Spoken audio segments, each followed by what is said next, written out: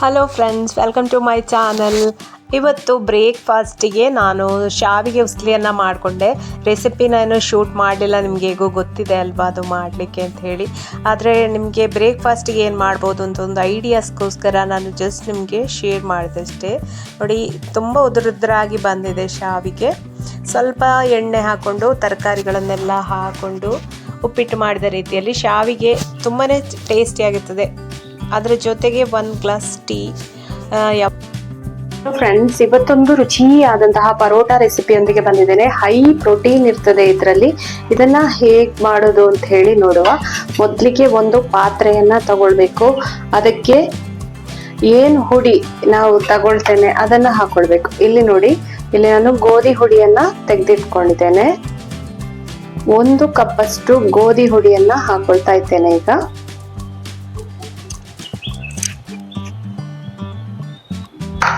ಹಾಗೆ ನೋಡಿ, ಈ ಕಪ್ಪಲ್ಲಿ 1/4 ಕಪ್ ಅಷ್ಟು ರಾಗಿ ಹುಡಿಯನ್ನ ಹಾಕೊಳ್ತಾ ಇದ್ದೇನೆ.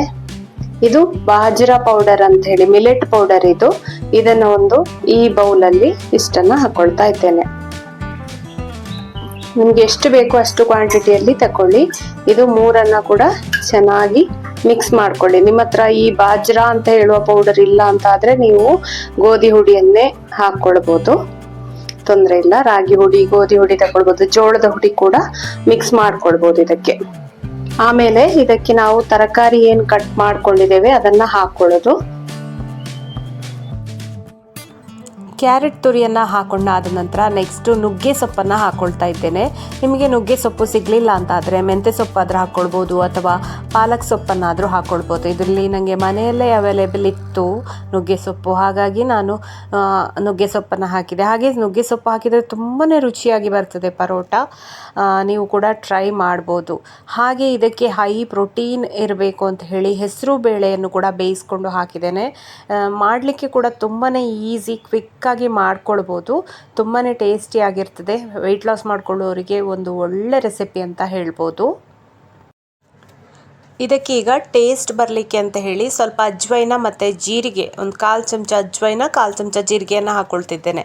ಇದರಿಂದ ಜೀರ್ಣಕ್ಕೆ ಕೂಡ ತುಂಬಾ ಒಳ್ಳೆಯದು. ಹಾಗೆಯೇ ಟೇಸ್ಟ್, ಅದರ ಫ್ಲೇವರ್ ಎಲ್ಲ ತುಂಬಾ ಚೆನ್ನಾಗಿ ಬರ್ತದೆ. ಹಾಗೆ 1 ಚಮಚದಷ್ಟು ಎಳ್ಳನ್ನು ಹಾಕ್ಕೊಂಡಿದ್ದೇನೆ. ಎಳ್ಳು ನಮಗೆ ಚೆನ್ನಾಗಿ ಕ್ಯಾಲ್ಸಿಯಂ ಸಿಗ್ತದೆ. ಹಾಗೆ ನುಗ್ಗೆ ಸೊಪ್ಪಲ್ಲಿ ಕೂಡ ನಮಗೆ ಕ್ಯಾಲ್ಸಿಯಮ್ ಮತ್ತು ಕಬ್ಬಿಣದ ಅಂಶ ಎಲ್ಲ ಸಿಗ್ತದೆ. ನೋಡಿ, ಇಲ್ಲಿ ಹೈ ಪ್ರೋಟೀನ್ ಇರುವಂತಹ ಹೆಸರು ಬೇಳೆ. ಇದನ್ನು ಬೇಯಿಸ್ಕೊಳ್ಳುವಾಗ ತುಂಬ ನೀರು ಹಾಕ್ಕೊಳ್ಬೇಡಿ, ಈ ಥರ ಗಟ್ಟಿಗೆ ಬೇಯಿಸ್ಕೊಳ್ಬೇಕು.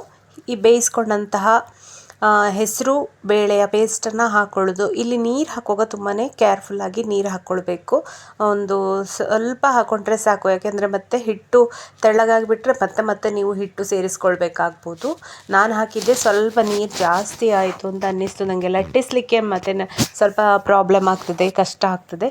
ಹಾಗೆ ಇಲ್ಲಿ ಸ್ಪೈಸಿಯಾಗಿ ಬರಲಿ ಅಂತ ಹೇಳಿ ಸ್ವಲ್ಪ ಸ್ಪೈಸಸ್ ಅಂತ ಹೇಳಿದರೆ ಸ್ವಲ್ಪ ಹಸಿಮೆಣಸು, ಕೊತ್ತಂಬರಿ ಸೊಪ್ಪು, ಹಾಗೆ ಪುದೀನ ಸೊಪ್ಪು, ಸ್ವಲ್ಪ ಕರಿಬೇವು, ಇವೆಲ್ಲವನ್ನು ಹಾಕ್ಕೊಂಡು ಹಿಟ್ಟನ್ನು ಚೆನ್ನಾಗಿ ಮಿಕ್ಸ್ ಮಾಡ್ಕೊಳ್ಳೋದು. ರುಚಿಗೆ ಎಷ್ಟು ಬೇಕು ಉಪ್ಪು ಅದನ್ನು ಕೂಡ ಹಾಕ್ಕೊಳ್ಳೋದು.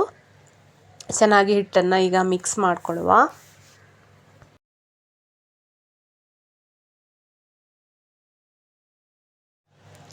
ಈ ರೀತಿ ಪರೋಟ ಮಾಡೋದ್ರಿಂದ ಮಕ್ಕಳಿಗೆ ಕೂಡ ಇದು ತುಂಬಾ ಹೆಲ್ದಿ.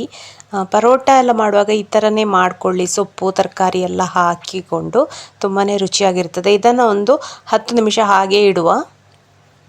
ನೋಡಿ, ಹಿಟ್ಟು ಮೆತ್ತಗಾಗಿದೆ. ಇದನ್ನು ಈಗ ಲಟ್ಟಿಸಿ ಪರೋಟ ಲಟ್ಟಿಸುವ ರೀತಿಯಲ್ಲಿ ಲಟ್ಟಿಸ್ಕೊಂಡು ಬೇಯಿಸ್ಕೊಂಡ್ರೆ ನಮ್ಮ ರುಚಿಯಾದಂತಹ ಯಮ್ಮಿಯಾದಂತಹ ಪರೋಟ ರೆಡಿ ಆಗ್ತದೆ. ಇದನ್ನು ಲಟ್ಟಿಸಿಕೆ ಕೂಡ ತುಂಬ ಸಾಫ್ಟಾಗಿರ್ತದೆ. ಸಾಫ್ಟಾಗಿ ಲಟ್ಟಿಸಬೇಕು.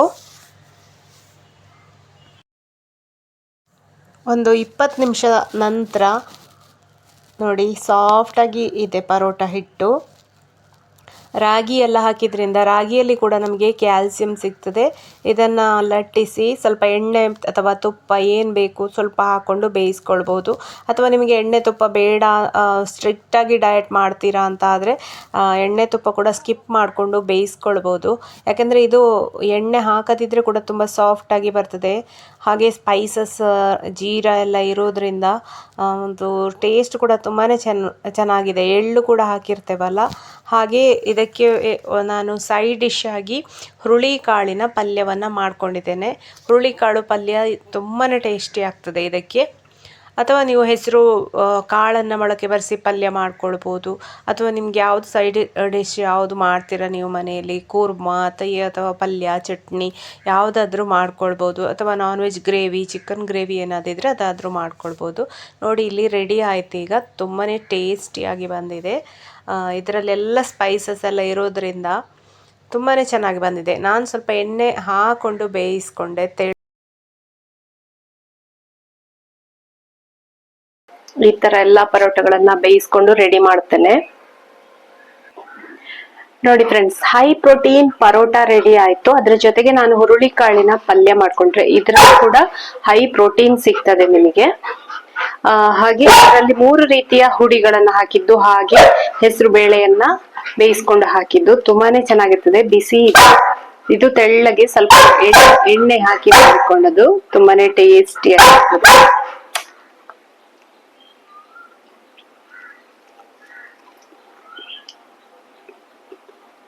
ಇದು ಮಾಮೂಲಿ ಚಪಾತಿಗಿಂತ ತುಂಬಾನೇ ಟೇಸ್ಟ್ ಆಗಿದೆ.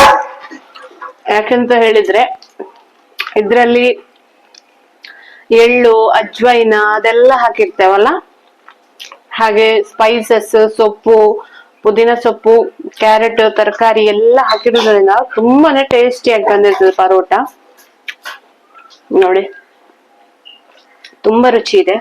ಫ್ರೆಂಡ್ಸ್, ನಿಮಗೆ ಈ ವಿಡಿಯೋ ಇಷ್ಟ ಆದ್ರೆ ಖಂಡಿತ ಲೈಕ್ ಮಾಡಿ. ಹಾಗೇನೆ ಈ ಚಾನೆಲ್ ಅನ್ನ ನೀವು ಫಸ್ಟ್ ಟೈಮ್ ನೋಡೋದಂತಾದ್ರೆ ಸಬ್ಸ್ಕ್ರೈಬ್ ಆಗೋದನ್ನ ಮರಿಬೇಡಿ. ಹೀಗೇನೆ ಬೇರೆ ಬೇರೆ ಡಯಟ್ ರೆಸಿಪಿ ಜೊತೆ ನಾನು ಮತ್ತೆ ಬರ್ತೇನೆ. ಅಲ್ಲಿವರೆಗೆ ನಮಸ್ಕಾರ, ಬಾಯ್ ಬಾಯ್, ಟೇಕ್ ಕೇರ್.